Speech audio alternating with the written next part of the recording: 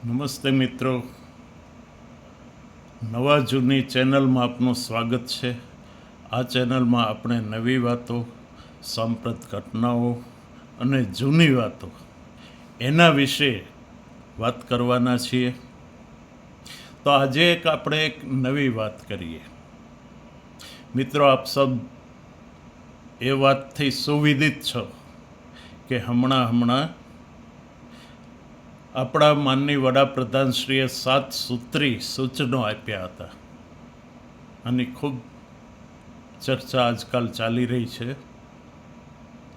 સરકારો, અધિકારીઓ વગેરે એના ઉપર કરકસરના પગલાં પણ લઈ રહ્યા છીએ. આ શા માટે થઈ રહ્યો છે? તો કે જે હુંડિયામણ, વિદેશી મુદ્રા, એના ઉપર જે ભારત સરકારનો ખર્ચ થઈ રહ્યું છે તે થોડું ભારણ ઓછું થાય. આજે મિત્રો આપણે એક નવી વાત કરવાની છે કે આપણે વિદેશથી ખાતરને આયાત કરીએ છીએ. લગભગ $15 અરબ આટલી મોટી રકમ ખાતરની આયાતના કારણે મુદ્રાસ્ફીતિમાં ઘટાડો થાય છે, અર્થાત એટલી રકમ વપરાય છે. તો મિત્રો, એક નવું સંશોધન થયું છે. ભારત સરકાર આમાં કાર્યરત છે. ગઈકાલે આપણા પ્રસારણ મંત્રી, માહિતી અને પ્રસારણ મંત્રી શ્રી અશ્વિની વૈષ્ણવ સાહેબે એક સરસ જાહેરાત કરી. એમણે કહ્યું કે આપણે એક નવા જ પ્રકારનો ગેસ એના માટે કામ કરી રહ્યા છીએ.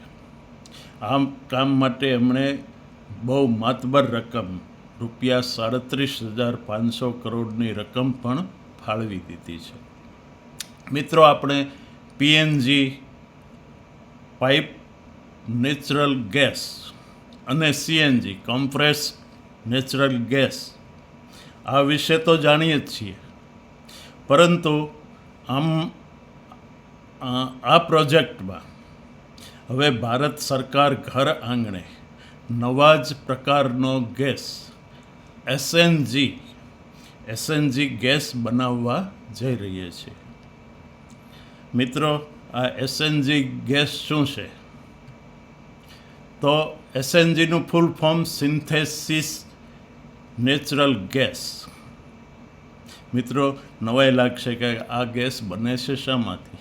તો મિત્રો, આ ગેસ કોલસામાંથી બનશે. આપણી પાસે વિપુલ જથ્થામાં કોલસાનો સ્ટોક ઉપલબ્ધ છે. એક અંદાજ પ્રમાણે લગભગ 200થી 400 વર્ષ સુધી વાપરીએ ત્યાં સુધીનો આપણી પાસે આ કોલસાનો સ્ટોક છે.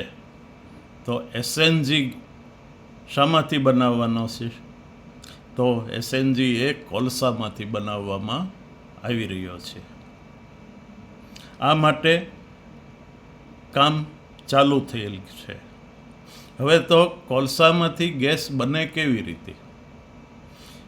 તો કોલસાને ખૂબ ઊંચા ટેમ્પરેચર ઉપર ગરમ કરવાથી એ બળી જવાને બદલે ગેસમાં રૂપાંતરિત થાય છે. એટલે મિત્રો, આ ગેસ એસએનજી ગેસ એ આ રીતે બને છે. આ એસએનજી ગેસ બનાવવા પાછળનો મુખ્ય હેતુ એ છે કે એનાથી ખાતરની જે આપણે આયાત કરી રહ્યા છીએ એ ઘટશે. ખાતરની આયાત પાછળ આપણે ખૂબ ખર્ચ કરી રહ્યા છીએ. એનું પેમેન્ટ ડોલરમાં કરવું પડે છે. પરંતુ ઘર આંગણે આ એસએનજી બનતા, આ ગેસ બનતા, એ ગેસમાંથી રાસાયણિક ખાતર પણ બની શકશે. એટલે મિત્રો, આ એક આત્મનિર્ભર ભારતની દિશામાં એક સરસ પગલું સાબિત થશે. અસ્તુ.